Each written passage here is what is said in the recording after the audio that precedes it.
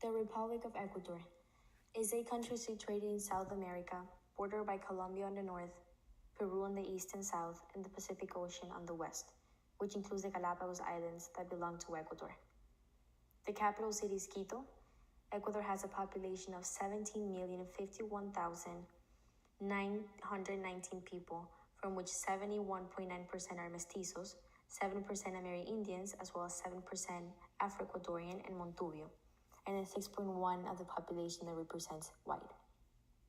Its official language is Spanish, and the most prominent religion is Catholicism.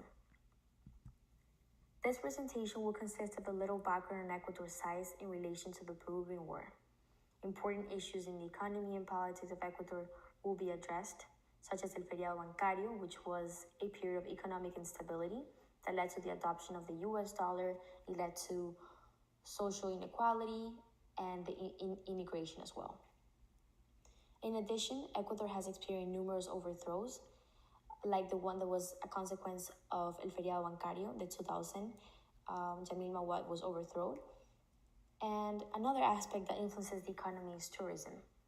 Tourism is very important in Ecuador, not only for economic purposes, but it transmits the beautiful culture and landscape it has. However, there is more to Ecuador's beauty, and that is the importance of the country's progression. For this, I'll tackle its educational system, observing the pros and cons of it. Next, we have the dispute between Ecuador and Peru that dates back from 1840. It revolved around whether Ecuador's territory extended beyond the Andes mountain range to the Amazon River.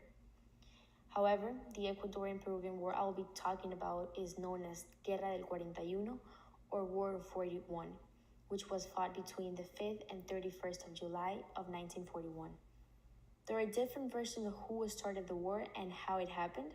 However, it resulted with Peru occupying almost the entire Ecuadorian province of El Oro and some towns of the province of Loja. The war ended when Ecuador signed the Rio Protocol on January 29, 1942. Yet, as expected, during the attacks, lives were lost from both parts of this war, from Ecuador and Peru. Next, I'll be talking about politics and economy, which have had a pretty drastic impact on the history of this country. So to start off, it's important to clarify some background information on Ecuador's economy. It is known that throughout the 20th century, Ecuador was one of the poorer countries in Latin America and had high rates of poverty and income inequality compared to other countries in the region. By the late 1990s, around 45% of the population lived below the national poverty line. However, the discovery of oil in the 1960s led to rapid economic growth by creating an economy that was dependent on exports of oil and agricultural products such as bananas, coffee, and shrimp. There is much more to its economic background, but overall, Ecuador's social and economic inequalities have contributed to internal tensions and political divides on a national level, which became evident during the government's response to the financial crisis. The 1998-1999 Ecuador financial crisis, known as El Feriado Bancario, was a period of economic instability that resulted from a combined banking crisis, currency crisis, and sovereign debt crisis. Severe inflation and devaluation of the Ecuadorian sucre led to President Jamil Mawad announcing on January 9, 2000, that the US dollar will be adopted as the national currency. The poor economic conditions and subsequent protests against the government resulted in the 2000 Ecuadorian overthrow, in which Jamil Mawad was forced to resign and was replaced by his vice president Gustavo Noboa. Some of the prominent causes are economic conditions in Ecuador allow the development of a weak financial system, which was more vulnerable to disruptions. The financial sector was also affected by the regional fragmentation between policymakers in the capital, Quito, and banks based in the poor city of Guayaquil. In addition, Ecuador was also undergoing a period of political vulnerability in the 1990s. The fragmentation and divided politics of the country resulted in a relatively weak state throughout the 1990s, which never gained widespread support. Populist President Abdalá Bucaram, known as El Loco, was declared mentally unfit by Congress and fled after a nationwide protest in 1997. And then by 1998, Jamil Mawad took the power just as the banking crisis was developing. Some of the repercussions of this crisis was that by the early 1999, Major banks were failing and being taken over and closed by the AGD, La Agencia de Garantía de Depósitos, while still providing a deposit guarantee.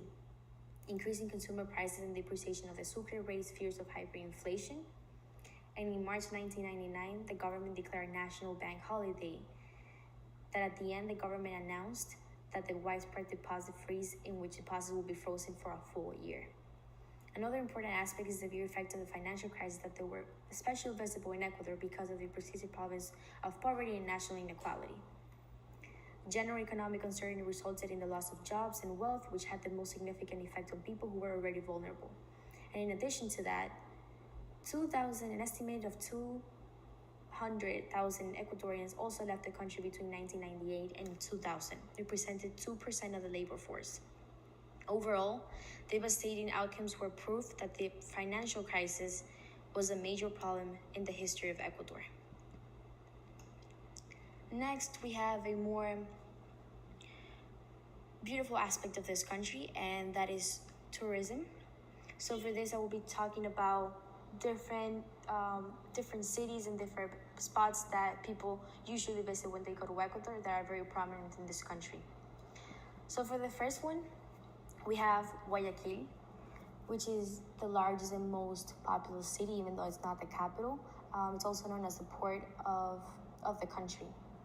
Then we have Mindo, which is a mountainous watershed, provides a variety of outdoor activities ranging from rafting to mountain biking to hiking.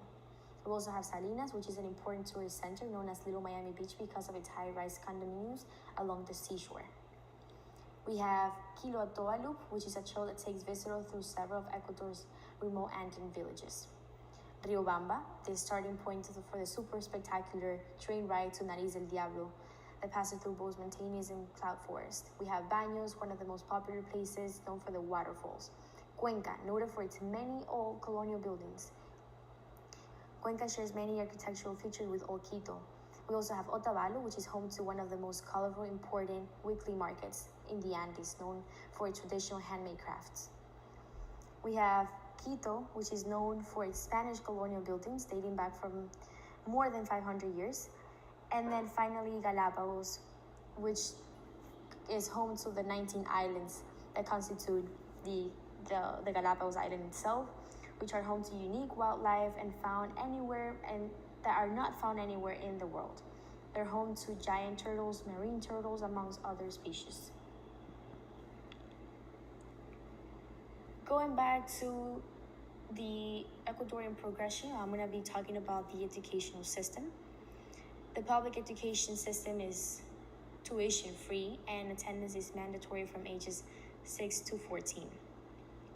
In practice, however, many children drop out before age 14, and in rural areas, only about 1/3 complete 6th grade. The government is striving to create better programs for the rural and urban poor, especially in technical and occupational training. In recent years, it has also been successful in reducing illiteracy.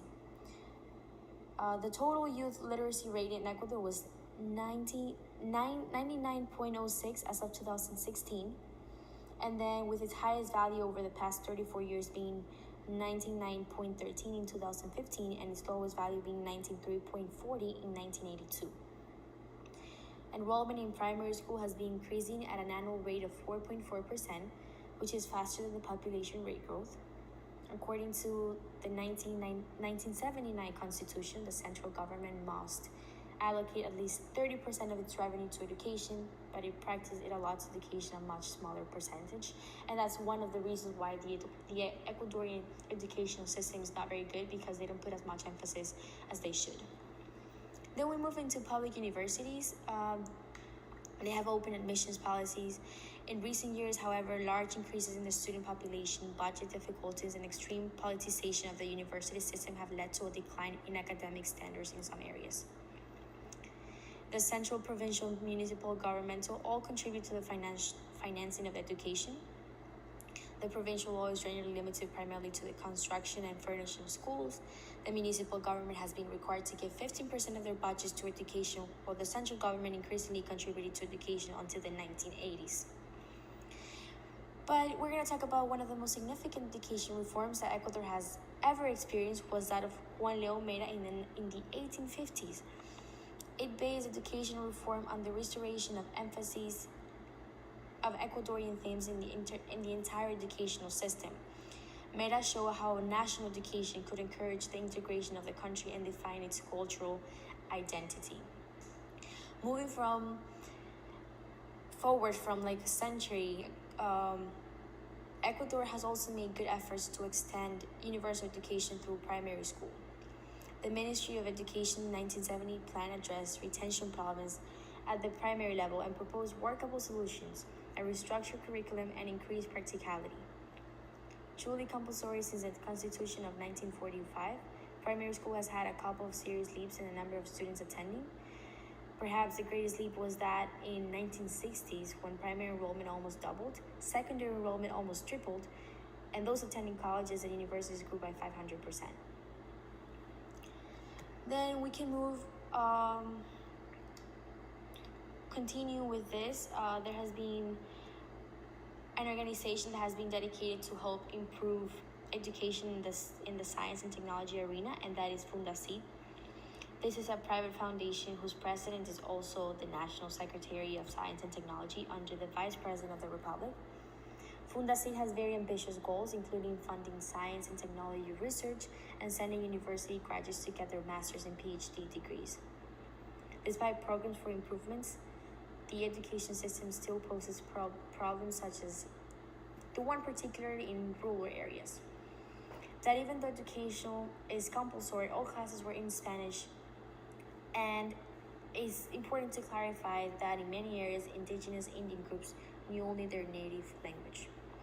In the 1980s, there were efforts to target literacy programs to the needs of the rural population and non-Spanish speakers, but Spanish is still the official language of Ecuador, despite Quechua being prominent in La Sierra and the Amazonian part of Ecuador. Lastly, we're gonna reiterate everything about what I have said in this presentation, and I'm gonna reflect on some of the things that I have said, and that is that ultimately Ecuador is a beautiful, small country that has a lot to offer. Throughout history, until this day, it undergoes political, economic, and social dilemmas. I think this issue has a lot to do with the system in Latin America because there's always problems with who is going to be the president of a country, and most of the time, people are not well informed on who to choose to govern their society, their community, and a clear example, not only Ecuador is a clear example that this has happened, but we also see Venezuela, which they trust the person that is going to govern them, and they ended up not being the person that they were supposed to. In addition, also to add to the political and economic and social dilemmas, I talked about the overthrows, and Ecuador has gone through many overthrows, that it has also led people to find new hope. I only talked about the Jamil Mawad overthrow, but there has been many other overthrows throughout history. They are very important because they marked the country. And then I moved into the educational system in Ecuador that is not the best, but it has shown to improve throughout the years, with the percentage of literacy rate demonstrates an educational base at least. But overall, this is a beautiful country that everyone should visit, and it has a lot of historical information that is important to know to understand the systems of Latin America. Thank you.